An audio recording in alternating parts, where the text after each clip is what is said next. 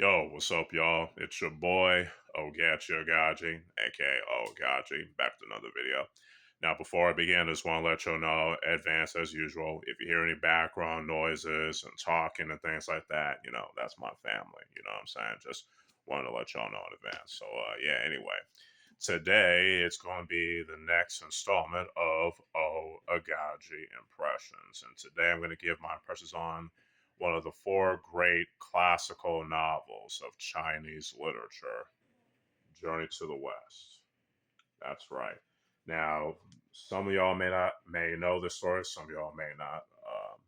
For those that don't know, this is one of the main inspirations for a classic 1984 Japanese martial arts fantasy manga, Dragon Ball.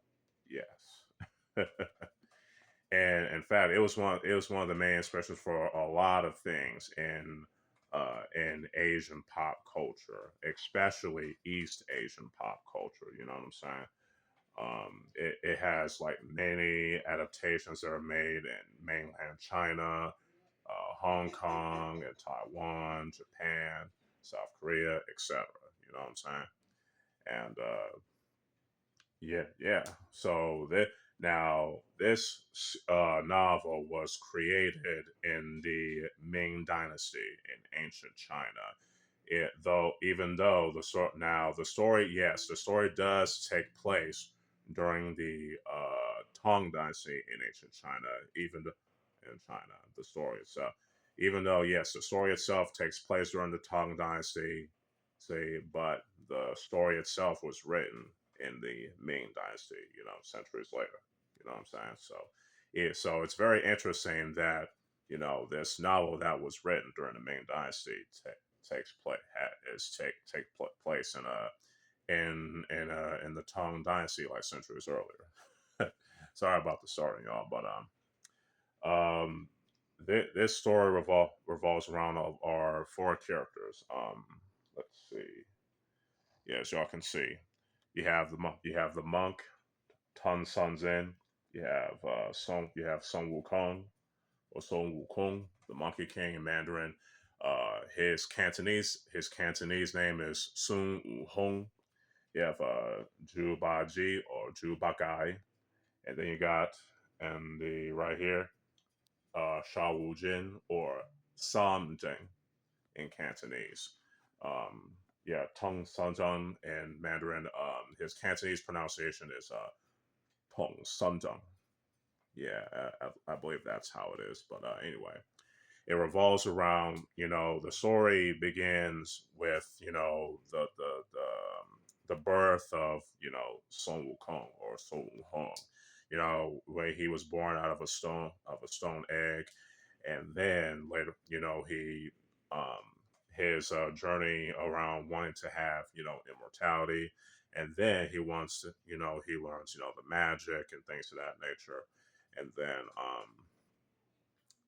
then early on in this particular volume of the story, he gets invited to the heaven, which is ruled by the Jade Emperor. You know what I'm saying?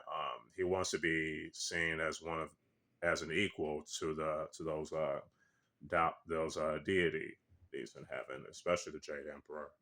And he gets into a lot of mischief, causing a ruckus, especially with the Sea Dragon King early on in the chapters. And then he fights with some of the gods, especially Erlon Shen and like Nerja, and then he gets into a fight with the Buddha himself, and he lost, and he was imprisoned for his behavior. You know what I'm saying? For him, he wants to be known as he wants to be equal under heaven. I think that's what it is. I literally forgot. It's been a minute since I read this volume, but and then he later on in the chapters around along this volume, he meets Jubagai or Jubaji and Shao Wujin or Samjing, and then the monk.